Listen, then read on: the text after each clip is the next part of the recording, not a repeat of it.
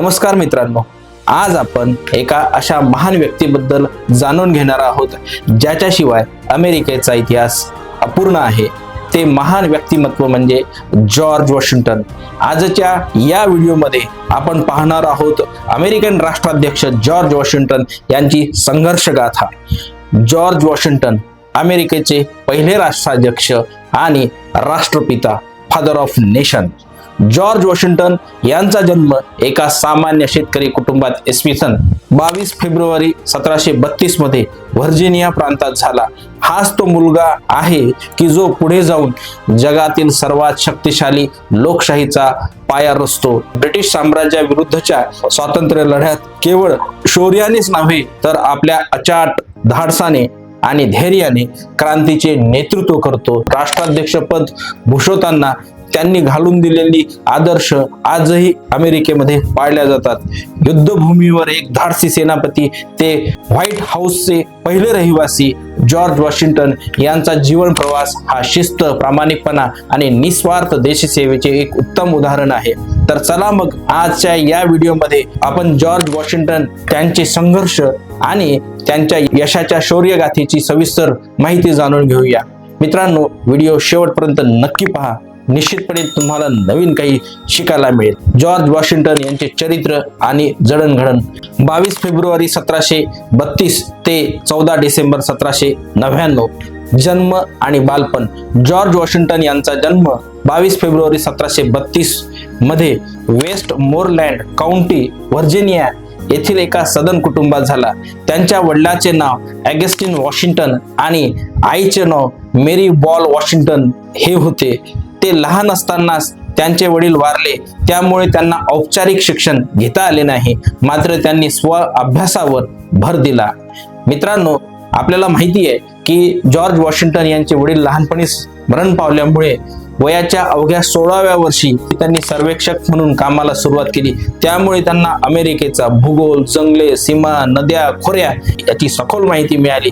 त्यामुळे पुढे जेव्हा युद्धकाळ सुरू झाला तेव्हा त्यांनी त्या सर्वेक्षण काळात केलेले काम आणि अमेरिकेचा भौगोलिक इतिहास आणि भौगोलिक माहिती त्यांना पुरेपूर होती, त्याचा निश्चितपणे त्यांना उपयोग झाला।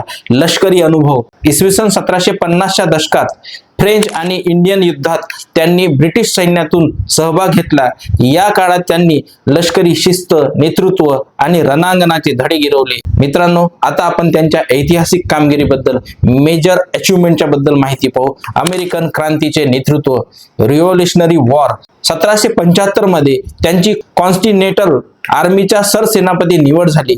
ब्रिटिशांच्या तुलनेत तुटपुंजी साधन सामुग्री आणि कमी अनुभव असलेल्या सैन्य असूनही त्यांनी आपले धैर्य आणि संयम याच्या जोरावर आत्मविश्वासाने युद्ध जिंकून दिले। यॉर्क टाउनचा विजय 1781। जॉर्ज वॉशिंग्टन यांच्या नेतृत्वाखाली अमेरिकेने ब्रिटिश सैन्याचा निर्णायक असा पराभव केला, ज्यामुळे अमेरिकेच्या स्वातंत्र्याचा मार्ग मोकळा झाला।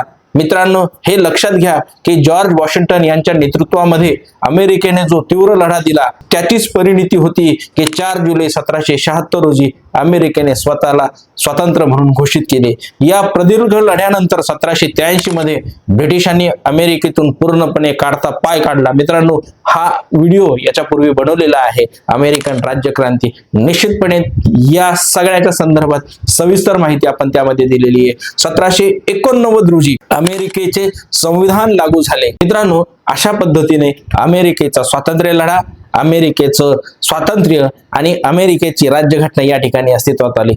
या संदर्भात जर का आपण भारताशी तुलना करायला झालो तर आपल्या अशा लक्षात येते की जेव्हा भारतामध्ये 1857चा उठाव झाला त्याच वेळी जर का अमेरिकन, जर्मन, युरोपियन, फ्रेंच, पोर्तुगीज लोकांनी 1857च्या बंडाच्या वेळी भारतीयांना, म्हणजेच बहादूर शाह जफर असेल, तात्या टोपे, झाशीची राणी असेल, यांना जर का सहकार्य केले असते तर आज आपला देखील अमेरिकेसारखा इतिहास असता। पण मित्रांनो, माझ्या जरने आणि तुमच्या तरने इतिहास बदलत नाही। त्याचं कारण असं की अमेरिकेमध्ये घडून आलेली जी क्रांती होती ती प्रॉपर अमेरिकन लोकांनी न करता व्यापाराकरिता, शेतीकरिता, व्यापार उद्योगाकरता, उद्यमाकरता गेलेल्या युरोपियन खंडातील लोकांनी ब्रिटिशांच्या विरुद्ध पुकारलेले ते बंड होते आणि या बंडाचं नेतृत्व जर का कोणी केलं असेल त्या काळामध्ये तर ते फ्रेंच लोक होते. आणि म्हणून आपल्या असं लक्षात येतं की जर काय आपल्याला देखील 1857च्या बंडाच्या वेळी मोठ्या प्रमाणात सहकार्य जर काही युरोपियन लोकांचं लाभलं असतं तर आपला देखील देश त्याच्या आधीच म्हणजे 15 ऑगस्ट 1947 पूर्वी स्वतंत्र झाला असता. पण मित्रांनो, माझ्या जरने आणि तुमच्या तरने इतिहास काही बदलत नाही. पण आपण घटना इतिहास समजून घेत असताना, इतिहास शिकत असताना अशा तुलनात्मक पद्धतीने जर काय अध्ययन केलं तर तो निश्चितपणे जास्त आपल्याला लक्षात राहतो असं मला वाटतं. आणि म्हणून या ठिकाणी थोडी तुलना मी त्या ठिकाणी करण्याचा प्रयत्न केला होता. घटनात्मक भूमिका.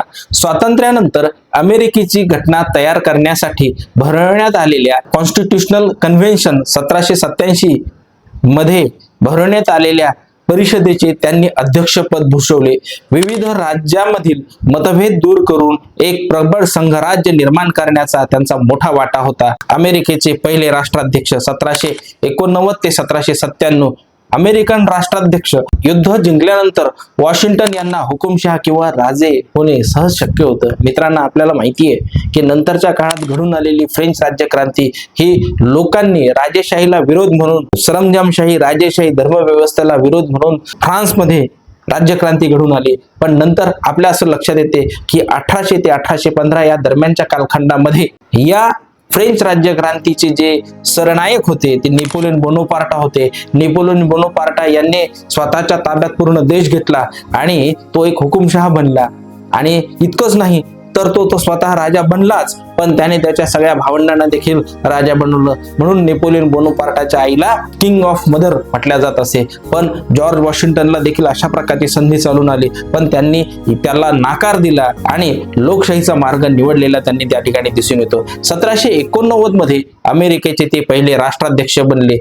त्यांनी केवळ 2 वेळा अध्यक्षपद भूषवले आणि तिसऱ्या वेळी स्वतःहून हे पद सोडले. मित्रांनो, ही बाब लक्षात घेणे फार महत्वाचे आहे की अमेरिकन राष्ट्राध्यक्षाचा जो कार्यकाळ असतो तो 4 वर्षाचा असतो. पहिली टर्म आणि दुसरी टर्म अशी 2 टर्म मिळूनच त्यांना राष्ट्राध्यक्ष होता येतं. पण हा नियम, हा पायंडा त्यांनी तेव्हा घालून दिलेला होता, तो आज तागायत कायम आहे. फक्त मला असं वाटतं की दुसऱ्या महायुद्धाच्या दरम्यानच्या कालखंडामध्ये रुझवेल्ट जे होते, FD रुझवेल्ट जे होते, तेच फक्त तिसऱ्यांदा आपत्कालीन परिस्थितीमध्ये राष्ट्राध्यक्ष बनलेले आहे. आणि म्हणून त्यांनी जो पायंडा वास्तविक पाहता सत्ता खुर्ची कुणाला नको असते, पण त्या कालखंडामध्ये जॉर्ज वॉशिंग्टन यांनी खुर्ची नाकारली, सत्ता नाकारली, अध्यक्षपद नाकारलं आणि म्हणून तिसऱ्या वेळी त्यांनी स्वतःहून ते पद सोडलं. सत्तेचा असा त्याग जगामध्ये मित्रांनो क्वचितच केलेला दिसून येतो. त्यांनी घालून दिलेल्या पायंड्यामुळेच आज अमेरिका एक महान लोकशाही राष्ट्र बनलेले दिसून येते. ते अमेरिकेमध्ये बिनविरोध निवडून आलेले पहिले राष्ट्राध्यक्ष होते. त्यांनी प्रशासनाचा पाया रचला. त्यांनी अमेरिकेच्या कार्यकारी मंडळाची म्हणजेच कॅबिनेटची परंपरा सुरू केली. अर्थव्यवस्थेमध्ये बळकटीकरण केले आणि परराष्ट्र धोरणामध्ये तटस्थता राखण्यावर त्यांनी भर दिला. बघा मित्रांनो, या तिन्ही गोष्टी फार महत्वाच्या आहेत. भारताच्या राज्यघटनेचा आणि भारताच्या मंत्रिमंडळाचा आपण जेव्हा विचार करतो तेव्हा अमेरिकेचं आणि भारताचं मंत्रिमंडळ वेगवेगळं दिसतं. आपल्याला माहिती आहे की केंद्रीय मंत्री हे लोकसभा किंवा राज्यसभा याचे सदस्य असतात, पण अमेरिकेचे जे राष्ट्राध्यक्ष असतात हे मंत्री जे आहेत हे निवडतात, मंत्री जे आहे ते सिलेक्ट करतात, पण ते राष्ट्रपतीला जबाबदार असतात. ते त्या काँग्रेसला, तिथल्या व्हाईट हाऊसला ते जबाबदार नसतात. आणि म्हणून इलॉन मस्क सारखे मोठे मोठे उद्योगपती देखील आपणास त्या ठिकाणी मंत्री झालेले दिसून येतात. म्हणून कॅबिनेट ही परंपरा त्यांनी सुरू केली. अर्थव्यवस्थेची बळकटीकरण म्हणजे अमेरिकेची अर्थव्यवस्था, देश स्वयंपूर्ण कसा झाला पाहिजे, देश इतरांकडे हात पसरणारा नसावा याची त्यांनी दक्षता घेतली. इतकेच नाही तर जेव्हा अमेरिकन राज्यक्रांती घडून आली तेव्हा अमेरिकेमध्ये मोठ्या प्रमाणात युद्धाचं वातावरण होतं. जगभरामध्ये वसाहतवादाची मोठी परंपरा होती. पण अशा ही परिस्थितीमध्ये तटस्थ परराष्ट्र धोरण ठेवण्याचं काम जर का कोणी केलं असेल तर ते जॉर्ज वॉशिंग्टन यांनी केलेलं आपल्याला दिसून येतं. लोकशाहीचा आदर्श त्यांनी घालून दिला. सलग 2 कार्यकाळ पूर्ण केल्यानंतर त्यांनी तिसऱ्या वेळी पद स्वीकारण्यास नकार दिला. सत्तेचा मोह त्यागून त्यांनी शांततापूर्ण मार्गाने सत्तांतरण केले. हा ऐतिहासिक पायंडा त्यांनी घालून दिला. जॉर्ज वॉशिंग्टन यांचे व्यक्तिमत्व आणि वारसा. निस्वार्थ नेतृत्व. त्यांनी युद्ध काळात पगाराशिवाय सेवा दिली आणि नेहमीच वैयक्तिक हितसंबंधापेक्षा त्यांनी देशाच्या हितसंबंधाला प्राधान्य दिलेले दिसून येते. शिस्त आणि दूरदृष्टी, त्यांचे व्यक्तिमत्व अतिशय गंभीर आणि शिस्तबद्ध होते. अमेरिकन लोकशाहीची जी काही मूलतत्वे आहे ती रुजवण्याचे श्रेय वॉशिंग्टन यांना जाते. जॉर्ज वॉशिंग्टन हे केवळ लष्करी नेते नव्हते, तर एका नव्या राष्ट्राचे राष्ट्र निर्माते होते. त्यांच्या बलिदानामुळेच आणि मार्गदर्शनामुळेच अमेरिका एक प्रबळ लोकशाही राष्ट्र म्हणून उभे राहू शकले. अमेरिकन राज्यक्रांतीमध्ये जॉर्ज वॉशिंग्टन यांची भूमिका केवळ एक सेनापतीपुरती मर्यादित नव्हती, तर ते या क्रांतीचे मुख्य आधारस्तंभ होते. त्यांच्या नेतृत्वाशिवाय अमेरिकेला स्वातंत्र्य मिळणे कठीण होते. जॉर्ज वॉशिंग्टन यांच्या कार्याचे मुख्य पैलू आपणास मित्रांनो खालीलप्रमाणे दिसून येतात. खंडीय सैन्य. इसवी सन 1775 मध्ये कॉन्टिनेंटल काँग्रेसने जॉर्ज वॉशिंग्टन यांची सैन्याचे सरसेनापती म्हणून निवड केली.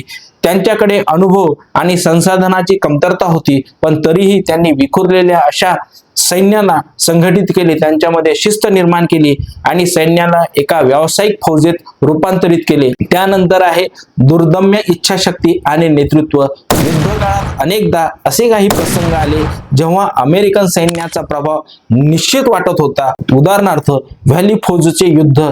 त्यावेळी कडाक्याची थंडी होती. अशा वेळी वॉशिंग्टन यांनी स्वतःच्या धैर्याने सैनिकांचे मनोबल वाढवले. मित्रांनो, ही बाब फार महत्वाची आहे.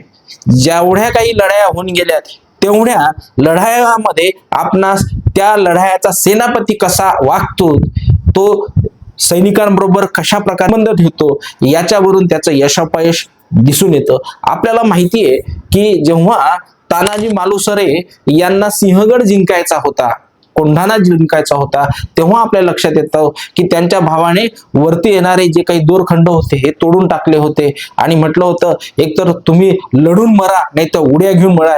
हा घेतलेला जो निर्णय होता तो निश्चितपणे क्रांतिकारक होता आणि म्हणून सैनिकांनी उड्या मारण्यापेक्षा तानाजी मालुसरे यांच्या बलिदानाचं चीज केलं आणि त्यांनी विरोधकांना गारद करून टाकलं. इतकंच नाही तर जेव्हा हेमू आणि बाबर यांच्यामध्ये युद्ध सुरू होतं, हेमूचं सैन्य मोठं होतं आणि अशा वेळी बाबराने नारा दिला आणि जेवढे काही मदिराचे पातेले होते, मदिराचे जे भंडार होते नष्ट केले आणि त्यांनी शपथ घेतली की मी याच्या पुढे मदिरा प्राशन करणार नाही. आणि म्हणून आपल्या असं लक्षात येतं की सेनापतीचं वक्तृत्व, कर्तृत्व आणि कार्यपद्धती ही फार यशामध्ये फार महत्वाची असते. त्यांनी हार न मानता ब्रिटिशाविरुद्ध गनिमी कावा आणि चिकाटीचा वापर केला आणि विजय श्री खेचून आणली. महत्वपूर्ण लष्करी विजय. वॉशिंग्टन यांच्या रणनीतीमुळे अमेरिकेला मोठ्या प्रमाणात निर्णायक विजय मिळाले. उदाहरणार्थ ट्रॅटनची लढाई, अत्यंत प्रतिकूल परिस्थिती, त्यांनी डेलावेअर नदी ओलांडून ब्रिटिशांवर अनपेक्षित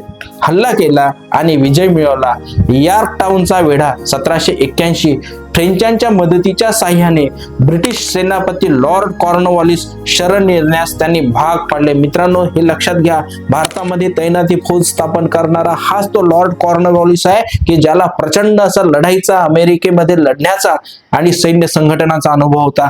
त्या कालखंडामध्ये आपल्या असं लक्षात येतं की हा लॉर्ड कॉर्नवॉलिस तिथे पराभूत झाल्यानंतर तो भारतात येतो आणि शिस्तबद्ध अशी तैनाती फौज त्या ठिकाणी उभी करतो. आणि दुर्दैवानं ही बाब तुम्हाला सांगावी लागेल की आपल्याच देशातले शासक होते की ज्यांनी तैनाती फौज स्वीकारली. तैनाती फौज स्वीकारणारा पहिला जर राजा कोण असेल तर तो हैदराबादचा निजाम हा होता. असो, तर चला, या विजयाने म्हणजे कॉर्नवॉलिसने शरणागती पत्करण्यास त्याने भाग पाडले. या विजयाने युद्धाचा शेवट निश्चित केला. त्यानंतर आहे लोकशाही मूल्यांची जपणूक केली. युद्ध जिंकल्यानंतर जॉर्ज वॉशिंग्टन यांच्याकडे सत्ता घेण्याची किंवा हुकुमशाह बनण्याची खूप मोठी संधी होती. मात्र त्यांनी लष्करी पद सोडून सत्ता नागरी प्रशासनाकडे सोपवली. हा लोकशाहीच्या इतिहासातील एक खूप मोठा महत्वपूर्ण आदर्श मानला जातो. त्यानंतर अमेरिकेचे पहिले राष्ट्राध्यक्ष. स्वातंत्र्य मिळाल्यानंतर राज्यघटनेच्या निर्मितीत त्यांनी महत्वपूर्ण भूमिका बजावली. 1789 मध्ये त्यांची अमेरिकेचे पहिले राष्ट्राध्यक्ष म्हणून बिनविरोध निवड झाली. त्यांनी नव्या राष्ट्राचा पाया रचला आणि अमेरिकेला स्थैर्य दिले. मित्रांनो, जॉर्ज वॉशिंग्टन याच्या संदर्भात भरपूर सारी माहिती सांगता येईल, पण त्यांच्या जीवनातल्या महत्वाच्या काही घटना अशा आहेत जसं की त्यांनी जो काही पायंडा पाडून दिला की फक्त 2 वेळेसच राष्ट्राध्यक्ष होता येतं. इतकंच नाही तर अमेरिकेमध्ये जी राज्यक्रांती झाली त्या राज्यक्रांतीचे शिल्पकार जर का कोण असतील तर जॉर्ज वॉशिंग्टन आहेत. म्हणून समारोपाकडे जाताना थोडक्यात असे सांगता येईल की जॉर्ज वॉशिंग्टन वॉशिंग्टन हे केवळ एक कुशल सेनापती नव्हते, तर ते अमेरिकन प्रजासत्ताकाचे निर्माते होते. म्हणूनच त्यांना आदराने फादर ऑफ नेशन असे म्हटले जाते. जॉर्ज वॉशिंग्टन हे केवळ व्यक्ती नव्हते, तर तो एक विचार होता. शिस्त, प्रामाणिकपणा, निस्वार्थी देशप्रेम हे त्यांच्या आयुष्याचे मंत्र होते. म्हणून त्यांना first in war, first in peace and first in heart of his countryman असे संबोधले जाते. मित्रांनो, तुम्हाला जॉर्ज वॉशिंग्टन यांचा कोणता गुण सर्वाधिक आवडला? कमेंटमध्ये नक्की सांगा. आणि अशाच सोप्या भाषेत इतिहास समजून घेण्यासाठी आणि ऐतिहासिक माहिती जाणून घेण्यासाठी आपल्या चॅनलला सबस्क्राईब करायला विसरू नका. धन्यवाद. तर मित्रांनो, आज आपण इथेच थांबतो आहोत. पुन्हा भेटू एका नव्या व्हिडिओमध्ये एका नव्या विषयासह. तोपर्यंत धन्यवाद. नमस्कार.